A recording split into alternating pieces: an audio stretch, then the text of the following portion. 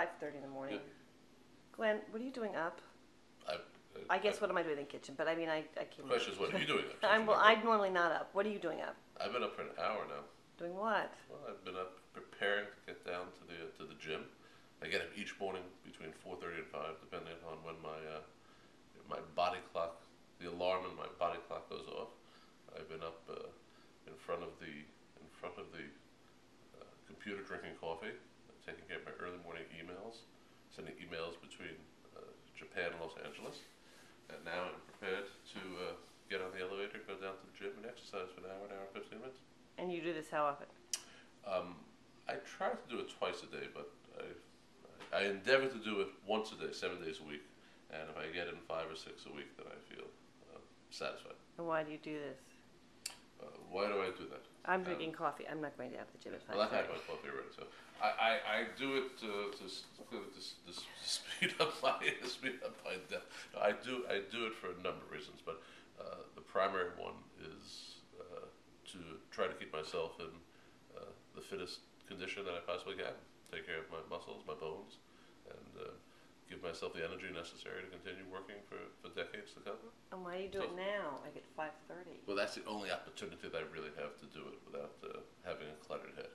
Also, having the responsibilities of being a father makes it difficult to do it any other time, because I have to get Lucy to school, I've got to get to the office, and by the end of the day... Oh, thanks. You make me look like a bad mother at 5:30 in the morning. Well, I mean, somebody's got to do it, so clearly the division of labor has fallen on my side when it comes to getting to school.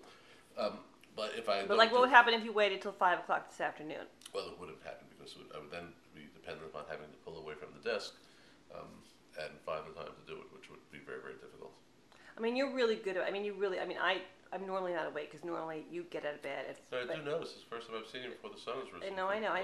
Well, I'll do anything for a good video. But I just. What is the deal? Because when I first met you, you didn't do this, and then you started doing this, and you've been exercising 8 years, I guess, really diligently. No, I think closer to 10. 10. Okay. And what do you think the difference is? I started when the office was still on 76th Street. Okay. So what do you think the difference is in your mind? I'm really. Well, so you can tell I'm not at my peak. I mean, the 5:30. The difference is twofold. I mean, the first is psychological, which is that the discipline is now absolute. I would feel somehow. I would feel that I was depriving myself of an opportunity to organize my day if I didn't start by exercising. Secondly, it's given me a sense of physical well-being that I had in my young years, and then in the decades after that clearly had abandoned. But in terms of muscle tone, bone density, endurance, I mean, those are things that I've been able to sort of recapture in the process of taking care of myself. So you feel that you've kind of retarded aging in a way with your body, or I made don't know if I've retarded aging. It's an endearing and nourishing thought, and there may be some element of it. And certainly, the reports I get from my doctors would suggest that at least I'm on a road towards some form but I'm in the slow lane. That's for certain.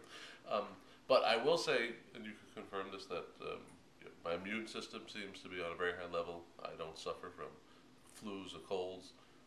I've not missed a single day of work in the last 10 years. I hadn't missed any work before that, but I haven't missed a single day of work due to poor health. So I do think that the physical, that the definition that the daily training has given to my physical self is reflected in the amount of energy and endurance that I have. So you know guys your age who don't have your energy because they just go schlump in the chair every day. Well, at selfish moments, I'd like to think that I know very few people at my age who have as much energy. But many of them do still. I suspect there are many fellows who are coaching in the National Football League with as much energy as I do. Let me ask you a question. At 5:30 here in the morning, it's hard for me to come up with questions. What about the people who say, like, a lot of people don't exercise? Like, a lot of people say when it comes to exercise, I don't have the time. I'm too busy. Now, I mean, now we know I know this because you're a really busy person. You're going to go take Lucy to school. Thank you very much. But you're going to go there and go to work. You're going to work all day. You're going to have a bunch of meetings. You're going to probably go to lunch, and then you're going to work again. You're going to have a bunch more meetings, and we have dinner. I mean, you make the time. I mean, it's this time, which is kind of a sucky time, but you make the time. Oh, there goes, oh, shut up, stupid one. You make the time. So what do you say to people who go, I don't have the time? Because most people say I don't have the time. I mean, the simple fact of life, incontrovertible fact, is exercise is work. If you don't make time for work, it will never get done. If you don't apply yourself to work 365 days a year, you will accomplish very little. So it isn't as if exercise is extraneous to the natural and seems to me necessary discipline of daily work. Exercise is work, and anybody who thinks otherwise is kidding themselves. Therefore, you're either committed to working or you're not. And this is one form of work where it's definitely calibrated in terms of dollars and cents, but the amount of value that you put into your private bank is on a very, very large scale. And what's a day for you without exercise? Misery. Really? Misery. Mm-hmm. And what's a day for you with exercise? Less misery. I'm Jewish. Well, all right. Well, I guess I better let you go exercise. I have to go. All right. Thank you very much for this opportunity to begin. Would you give any advice, one bit of advice, Glenn Horowitz, to Yes. people out there who refuse to do it? What would you say? Yes, yes. People your own age. You're breathin'. Is that right? The right word? I don't know. No, words. it's not, but simple point is, the only advice I would give is start yesterday.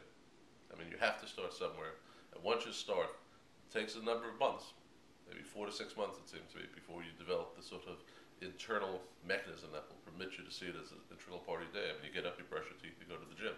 But once you've commenced that, the sense of self-worth that you will derive from that is on a scale that's impossible to measure. Well, thank you. Enjoy the gym, and please come back because I have to be at the gym at 8 o'clock. And I have to get my child to the school. Bye. Bye-bye.